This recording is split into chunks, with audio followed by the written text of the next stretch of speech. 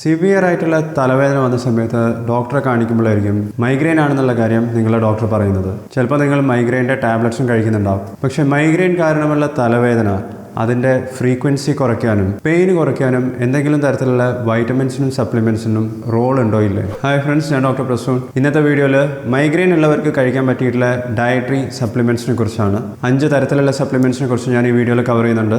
ഇത്തരത്തിലുള്ള സപ്ലിമെൻറ്റ്സ് കഴിച്ചാൽ ഓരോ വർഷവും നിങ്ങൾക്ക് ഉണ്ടാകുന്ന മൈഗ്രെയിൻ തലവേദനയുടെ എണ്ണം കുറയ്ക്കാനും സാധിക്കും, ഇതിൻ്റെ സിവിയറിറ്റിയും കുറയ്ക്കാൻ സാധിക്കും. അപ്പോൾ ആ സപ്ലിമെൻറ്റ്സ് ഏതൊക്കെയാണെന്ന് നമുക്ക് നോക്കാം. Welcome back to Dr Foodie. നമുക്ക് തുടങ്ങാം. ആദ്യം മൈഗ്രെയിനെ കുറിച്ച് പറയാം. മൈഗ്രെയിൻ എന്ന് പറഞ്ഞാൽ ഒരു തരത്തിലുള്ള തലവേദനയാണ്, ഹെഡേക്കാണ്. കൂടുതലായിട്ടും സ്ത്രീകളെയാണ് ബാധിക്കുന്നത്. ചിലപ്പോൾ ഒരു സൈഡിൽ മാത്രമായിരിക്കും, ചിലപ്പോൾ 2 സൈഡിലും തലവേദന ഉണ്ടാവുക. പലതരത്തിലുള്ള ട്രിഗേഴ്സ് ഉണ്ടാവുക. ചില ആൾക്കാർക്ക് വെളിച്ചം തട്ടുന്ന സമയത്തായിരിക്കും, ചിലർക്ക് പ്രോപ്പറായി ഉറങ്ങാൻ പറ്റാത്തത് കാരണമായിരിക്കാം, ചിലർക്ക് കൂടുതലായിട്ടുള്ള സൗണ്ട് ആയിരിക്കാം. ഇങ്ങനത്തെ പലതരത്തിലുള്ള ട്രിഗേഴ്സ് കാരണമായിരിക്കും മൈഗ്രെയിൻ ഹെഡേക്ക് തുടങ്ങുന്നത്. ഇത് കൂടാതെ മൈഗ്രെയിൻ ഹെഡേക്കിനൊരു ജനറ്റിക് ഫാക്ടറും ഉണ്ട്.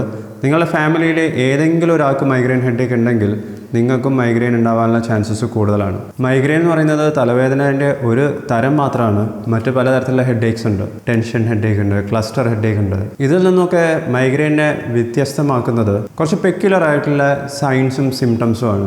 മൈഗ്രെയിൻ ഉള്ളവർക്ക് ചിലപ്പം നോസിയ വോമിറ്റിംഗ് ഉണ്ടാവും, ഛർദ്ദിക്കാനുള്ള ടെൻഡൻസി ഉണ്ടാവും. തലവേദന ബോഡി മൂവ് ചെയ്യുന്നതിനനുസരിച്ച്, അതായത് ഫിസിക്കൽ ആക്ടിവിറ്റി ചെയ്യുന്നതിനനുസരിച്ച് കൂടുതൽ വഷളാവാം. ചിലർക്ക് ഇങ്ങനെ മൈഗ്രെയിൻ ഹെഡേക്ക് തുടങ്ങുന്ന സമയത്ത് പിന്നെ വെളിച്ചത്തേക്ക് നോക്കാൻ ബുദ്ധിമുട്ടായിരിക്കും. അതായത് ലൈറ്റ് സെൻസിറ്റിവിറ്റി വളരെ കൂടുതലായിരിക്കും. ബ്രൈറ്റ് ലൈറ്റൊക്കെ കാണുന്ന സമയത്ത് ഇവർക്ക് പെട്ടെന്ന് തലവേദന കൂടാം. ഇതുപോലെ തന്നെയാണ് സൗണ്ടിൻ്റെ കാര്യം. ലൗഡായിട്ടുള്ള സൗണ്ട്, ചിലപ്പോൾ മ്യൂസിക് പോലും ഇവർക്ക് തലവേദന കൂട്ടാം. ഇനി മൈഗ്രെയിനെ പോലും നമുക്ക് 2 രീതിയിൽ ഡിവൈഡ് ചെയ്യാം, വിത്ത് ഓറയും വിത്തൗട്ട് ഓറയും. ഓറ എന്ന് പറഞ്ഞാൽ ചില ന്യൂറോളജിക്കൽ സിംറ്റംസ് ആണ്. അത് ചിലപ്പോൾ വിഷ്വൽ ആവാം. അതായത് നമ്മൾ കാണുന്ന സമയത്ത് നമ്മളുടെ വിഷ്വൽ ഫീൽഡിൽ ചിലപ്പം ഇടിമിന്നൽ പോലെ, ഇലക്ട്രിസിറ്റി പോലെ, ഫ്ലാഷസ് ഓഫ് ലൈറ്റ് ആവാം. അല്ലെങ്കിൽ ഓഡിറ്ററി ആവാം, അതായത് പലതരത്തിലുള്ള സൗണ്ടുകൾ കേൾക്കുന്നത് പോലെ ഉള്ള സെൻസേഷൻ ആവാം. ഓറ എന്ന് പറയുന്ന ഒരു തരത്തിലുള്ള ഫീലിംഗ് ആണ്. മൈഗ്രെയിൻ ഉള്ള എല്ലാ ആൾക്കാരെയും വെച്ച് കമ്പയർ ചെയ്ത് നോക്കുമ്പോൾ ഓറ ഉള്ള ആൾക്കാരുടെ എണ്ണം കുറവാണ്. 20 മുതൽ 30% ആൾക്കാർക്ക് മൈഗ്രെയിൻ ഹെഡേക്ക് തുടങ്ങുന്നതിൻ്റെ മുമ്പേ അല്ലെങ്കിൽ മൈഗ്രെയിൻ ഹെഡേക്ക് ഉള്ള സമയത്ത്, അതും അല്ലെങ്കിൽ മൈഗ്രെയിൻ ഹെഡേക്ക് കഴിഞ്ഞതിന് ശേഷം ഓറ പോലത്തെ സിംറ്റംസ് അനുഭവപ്പെടാറുള്ളൂ. ചിലർക്ക് ഓറ ഉണ്ടാകുന്നത് മൈഗ്രെയിൻ ഹെഡേക്ക് തുടങ്ങുന്നതിന് മുമ്പേ ആയിട്ടായിരിക്കും, ഒരു വാണിംഗ് പോലെ. അതായത് മൈഗ്രെയിൻ ഉള്ളവർക്ക് 2 ദിവസം മുമ്പേ അല്ലെങ്കിൽ തലേ ദിവസം തന്നെ അറിയാൻ പറ്റും അടുത്ത ദിവസം മൈഗ്രെയിൻ തലവേദന വരാൻ പോകുന്നുണ്ടെന്നുള്ള കാര്യം. ഇത് പല രീതിയിൽ അവർക്ക് അനുഭവപ്പെടാം. ചിലപ്പോൾ കഴുത്തിൻ്റെ അവിടെ സ്റ്റിഫ്നെസ് ഉണ്ടാകുന്നത് പോലെ ആയിരിക്കും, ചിലപ്പോൾ വിട്ടുമാറാത്ത ക്ഷീണമായിരിക്കും. നമുക്ക് പനിയൊക്കെ വരാൻ പോകുന്ന സമയത്ത് ഒരു ബാഡ് ഫീലിംഗ് ഉണ്ടാകുന്നുണ്ട്. അതുപോലെ തന്നെയാണ് മൈഗ്രെയിൻ ഉള്ളവർക്ക് ചിലർക്ക് ഇങ്ങനത്തെ വാർണിംഗ് സൈൻസ് ഉണ്ടാകും. മൈഗ്രെയിനെ കുറിച്ച് നിങ്ങൾക്ക് കൂടുതൽ അറിയാൻ താല്പര്യമുണ്ടെങ്കിൽ, അതായത് മൈഗ്രെയിൻ്റെ ടൈപ്പ് എന്തൊക്കെയാണ്, ഇതിൻ്റെ പെക്യുലർ ആയിട്ടുള്ള സിംറ്റംസ് എന്തൊക്കെയാണോ, ഓറയെ കുറിച്ച് ഡീറ്റെയിൽ ആയിട്ട് അറിയാൻ, ഇങ്ങനത്തെ പല കാര്യങ്ങളും ഞാൻ ഇതിന് മുമ്പേ ചെയ്തിട്ടുള്ള ഒരു വീഡിയോയിൽ കവർ ചെയ്യുന്നുണ്ട്. ആ വീഡിയോയുടെ ലിങ്കും നിങ്ങൾക്ക് കാർഡ്സിലും ലൈക്ക് ബട്ടണിന് താഴെ കാണാം. ഇനി നമുക്ക് മൈഗ്രെയിൻ്റെ ട്രീറ്റ്മെൻറ്റിലേക്ക് വരാം. ആദ്യം പറയാനുള്ളത് ലൈഫ് സ്റ്റൈൽ മോഡിഫിക്കേഷൻസ് ആണ്. മൈഗ്രെയിൻ അറ്റാക്സ് വരുന്നതിൻ്റെ ഫ്രീക്വൻസി കുറയ്ക്കാൻ നമുക്ക് കുറേ പ്രിവെൻറ്റീവ് കാര്യങ്ങൾ ചെയ്യാം. അതിലൊന്ന് ഡയറ്റാണ്, നമ്മൾ കഴിക്കുന്ന ഭക്ഷണം. മൈഗ്രെയിൻ സ്ഥിരമായിട്ട് വരുന്നവർക്ക് അവർ തന്നെ ചിലപ്പോൾ ശ്രദ്ധിച്ചിട്ടുണ്ടാവും, ചില പ്രത്യേക തരത്തിലുള്ള ഭക്ഷണം കഴിക്കുമ്പോഴായിരിക്കും അവർക്ക് അടുത്ത ദിവസം അല്ലെങ്കിൽ അത്തരത്തിലുള്ള ഭക്ഷണം കഴിച്ച ഉടനെ മൈഗ്രെയിൻ ഹെഡേക്ക് തുടങ്ങുന്നത്. ഇത്തരത്തിലുള്ള ചില ഭക്ഷണത്തിൻ്റെ എക്സാമ്പിളാണ് 1 ചോക്ലേറ്റ്, 2 ചീസ്, 3 വൈൻ. എല്ലാവർക്കും ഇത്തരത്തിലുള്ള ഭക്ഷണം കഴിച്ചു കഴിഞ്ഞാൽ മൈഗ്രെയിൻ ഉണ്ടാവുമെന്നല്ല ഞാൻ പറഞ്ഞത്. ഇത്തരത്തിലുള്ള ഭക്ഷണം കഴിക്കുന്ന സമയത്ത് കൂടുതൽ പേർക്കും മൈഗ്രെയിൻ അറ്റാക്സ് റിപ്പോർട്ട് ചെയ്തിട്ടുണ്ട്. അപ്പോൾ ഏതൊക്കെ തരത്തിലുള്ള ഭക്ഷണം കഴിക്കുന്ന സമയത്താണ് ഇങ്ങനെ മൈഗ്രെയിൻ ഹെഡേക്ക് വരുന്നതെന്നുള്ളത് മൈഗ്രെയിൻ വരുന്നവർ തന്നെ ശ്രദ്ധിക്കണം, അത് നോട്ട് ചെയ്യണം. അത്തരത്തിലുള്ള ഭക്ഷണം കഴിക്കുന്നത് കുറയ്ക്കുന്നതിനനുസരിച്ച് തന്നെ മൈഗ്രെയിൻ അറ്റാക്സ് വരുന്നതും കുറയ്ക്കാൻ സാധിക്കും.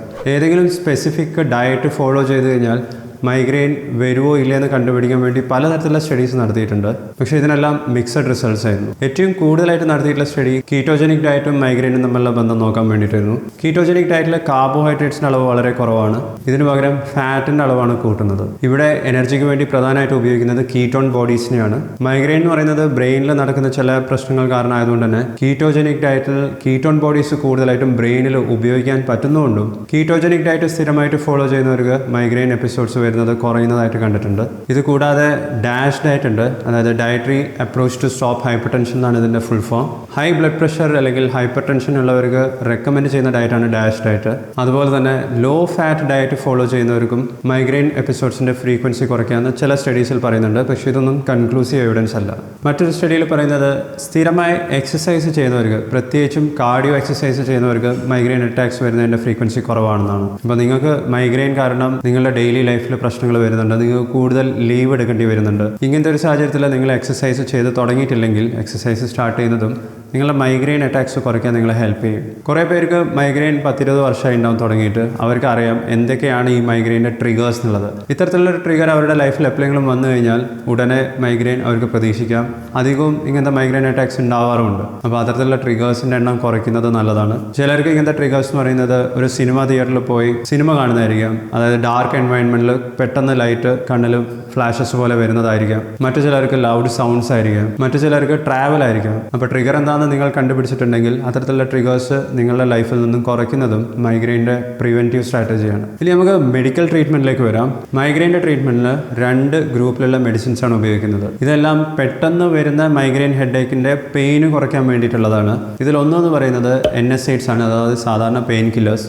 ഇതിൻ്റെ ഉദാഹരണമാണ് ഐബ്യൂപ്രൂഫൻ, നാപ്രോക്സിൻ, അസിക്ലോഫിനാക്, ഡൈക്ലോഫിനാക്, പലതരത്തിലുള്ള പെയിൻ കില്ലേഴ്സ് ഉണ്ട്. രണ്ടാമത്തെ ഗ്രൂപ്പ് ട്രിപ്റ്റാൻസ് ആണ്. ഈ പറയുന്ന മരുന്നിൻ്റെയൊക്കെ പേരിൻ്റെ അവസാനം ട്രിപ്റ്റാൻ എന്നുണ്ടാവും. ഇതിൻ്റെ ഉദാഹരണമാണ് സുമാട്രിപ്റ്റാൻ, റിസാട്രിപ്റ്റാൻ. ഈ 2 ഗ്രൂപ്പിലുള്ള മെഡിസിൻസും ഓൾറെഡി ഉണ്ടായിട്ടുള്ള മൈഗ്രെയിൻ ഹെഡേക്ക് കുറയ്ക്കാനാണ് ഉപയോഗിക്കുന്നത്. ഇനി വേറെ തരത്തിലുള്ള കുറച്ച് മെഡിസിൻസ് ഉണ്ട്. ആ മെഡിസിൻസ് എല്ലാം ഇനി ഫർദർ മൈഗ്രെയിൻ ഹെഡേക്സ് വരാതെ നോക്കാൻ വേണ്ടിയിട്ടാണ് കഴിക്കുന്നത്. ഇതിൽ വരുന്ന ചില കാറ്റഗറീസ് ആണ്. ഒന്ന് ആൻറ്റി സീഷർ മെഡിസിൻസ്.